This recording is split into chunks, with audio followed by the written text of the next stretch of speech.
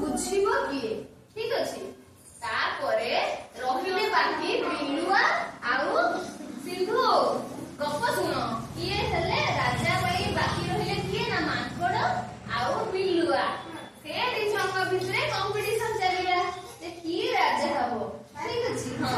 ବିଲୁଆ ହବ ନା ମାଙ୍କଡ ହବ।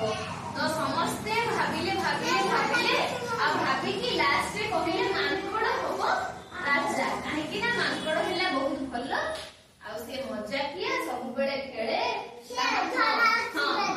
ଗଛ ଚଢେ, ଡିଏ, କୁଦେ, ଖୁସିରେ ରହେ।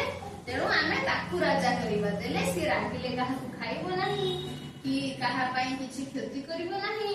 ତେଣୁ ସମସ୍ତେ ବିଚାର କଲେ, ରାଜି ହେଲେ ଯେ ଆମେ ମାଙ୍କଡକୁ ରାଜା ବନେଇବା। ମାଙ୍କଡକୁ ସମସ୍ତେ ରାଜା ବନେଇଦେଲେ ଆଉ ସମସ୍ତେ ଖୁସି ହେଇଗଲେ। ସଭା ସରିଗଲା, ସବୁ ଯିଏ ଯାହା ଘରକୁ ପଳେଇଲେ। ଠିକ ଅଛି। ବିଲୁଆ କିନ୍ତୁ ମନେ ମନେ ରାଗିଗଲା। ବିଲୁଆ ଭାବିଥିଲା ଯେ ମୁଁ ରାଜା ହେବି। ବିଲୁଆ ଭାବିଥିଲା ଯେ ମୁଁ ରାଜା ହେବି, କିନ୍ତୁ ବିଲୁଆକୁ ଯେହେତୁ ରାଜା କରାଗଲାନି, ବିଲୁଆ କହିଲା ଏ ମାଙ୍କଡକୁ ଦିନେ ପାନେ ଦେବି। ହେଲା, ପାନେ ଦେବି। ତ ବିଲୁଆ ମନେ ମନେ ଥାଏ ଯେ ଦିନେ ମାଙ୍କଡକୁ ମୁଁ ପାନେ ଦେବି। ଯୋଉ ଶିକାରୀ ମାନେ ଜଙ୍ଗଲରେ ଥାନ୍ତି, ପଶୁ ପକ୍ଷୀଙ୍କୁ ମାରିକି ଖାଆନ୍ତି, ଗୋଟେ ଶିକାରୀ ହାସଟେ ଜାଲଟେ ବାନ୍ଧିଥିଲା ପଶୁମାନଙ୍କୁ ତା ଜାଲରେ ଫସେଇବ ବୋଲି।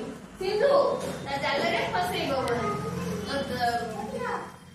ବିଲୁଆ କଣ କଲା, ମାଙ୍କଡକୁ ମିଛ କହି ଆଣି ସେଇ ଜାଲର ସାମ୍ନାରେ କେକଟେ ରଖିଦେଲା। ଶୁଣ ସିନ୍ଧୁ, କେକଟେ ରଖିଦେଲା ଆଉ ସେ ଜାଲରେ ଯିଏ କେକ୍ ଖାଇବା ପାଇଁ ଆସିଲା, ବିଲୁଆ ଟିକେ ମାଙ୍କଡ ଲୋକ ଦେଖିକି ସେଇ ଟାଇମରେ ଯୋଉ ଖାଇବା ପାଇଁ ଆସିଲା ଆଉ ସିଏ ସେ ଜାଲରେ ଫସିଗଲା।